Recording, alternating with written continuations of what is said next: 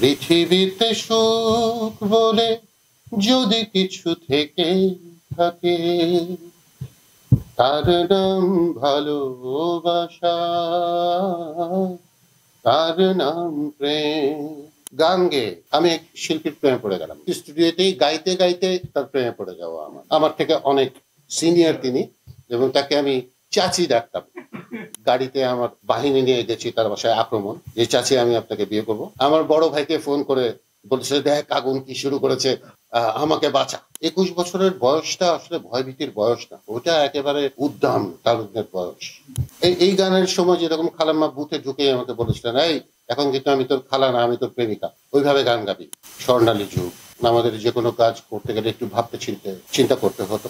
এখন সেই চিন্তার জায়গাটা অনেক সহজ হয়ে গেছে। আর এখন হচ্ছে টেকনিক্যাল যুগ, যে যত বেশি টেকনিক্যাল সে তত বেশি সাকসেস। কিন্তু একটা বানরের হাতে যদি লাঠি দেওয়া হয়, সেই বানরটা কিন্তু সেই লাঠি দিয়ে আশেপাশে জিনিসপত্র ভাঙচুর করবে। বানরকে দিয়ে কোনোদিন যাতে ওঠা সম্ভব না। আমার কাছে আসলে গান গাওয়াটা তো কোনো ব্যাপার ছিল না। আর খালাম্মা কিংবা রুনা আন্টি, ইনারা তো আমাদের ফ্যামিলি মেম্বারই ছিলেন, এই জন্য ওরকম ভয় ভীতিও কাজ করে নাই। আর 21 বছরের বয়সটা আসলে ভয় ভীতির বয়স না, ওটা একেবারে উদ্দাম তারুণ্যের বয়স। খালাম্মার সাথে যেই মজার জিনিসগুলো হয়েছে, যেরকম পৃথিবীতে সুখ বলে যদি কিছু থেকে থাকে, এই গানের সময় যেরকম খালাম্মা বুথে ঢুকে আমাকে বলেছিলেন, এই এখন কিন্তু আমি তোর খালা না, আমি তোর প্রেমিকা, ওইভাবে গান গাবি। এরকম অনেক গল্পই আমার জীবনে আছে।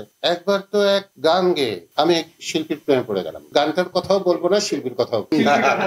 টপ রোমান্টিক গান, ওই শ্রুতি স্টুডিওতেই গাইতে গাইতে তার প্রেমে পড়ে যাওয়া। আমার থেকে অনেক সিনিয়র তিনি, এবং তাকে আমি চাচি ডাকতাম। মনের কথা বলা হয়েছিল।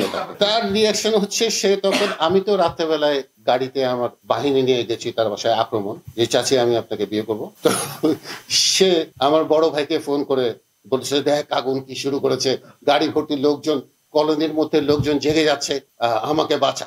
এইরকম একটা অবস্থা, এর বেশি আর বলাটা ঠিক হবে না। আমাদের আর্ট লাইনের অত্যন্ত প্রমিনেন্ট ফিগার। যুগ পাল্টেছে, হ্যাঁ, এইটা মাথায় রাখতে হবে। আমরা যেরকম আগে ফিল্মের গান গাইতে গেলে তার আগের দিন মিউজিক ডিরেক্টরের বাসায় যেত, গানটা তুলে আসে। এখন কোন শিল্পী গান গাইতে গেলে এটা বলা শিখে ফেলেছে যে আমরা লাইন টু লাইন রেকর্ড করবো, বিকজ টোটালটা তো কম্পিউটারের মধ্যে কারসাজি দিয়ে রেকর্ড হচ্ছে। এই জন্য এক লাইন করে গাইলেও তেমন কোনো সমস্যা হচ্ছে না। তবে যারা এই কাজটা করছে তাদের এডিটিং সম্বন্ধে 100% সেন্স যদি না থাকে, ওই গান ভালো গান হবে না। স্বর্ণালী যুগ।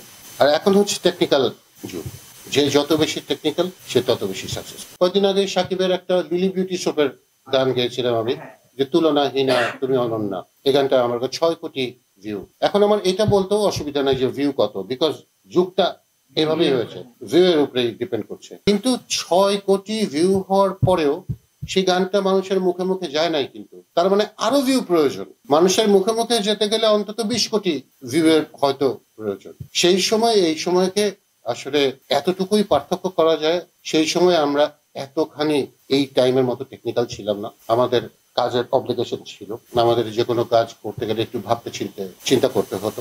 এখন সেই চিন্তার জায়গাটা অনেক সহজ হয়ে গেছে। সব ভালো, টেকনোলজি ভালো, সমস্ত কিছু আপডেট হয়ে যাচ্ছে, খুবই ভালো। কিন্তু একটা বানরের হাতে যদি লাঠি দেওয়া হয়, সেই বানরটা কিন্তু সেই লাঠি দিয়ে আশেপাশে জিনিসপত্র ভাঙচুর করবে। বানরকে দিয়ে কোনোদিন যাতে ওঠা সম্ভব না।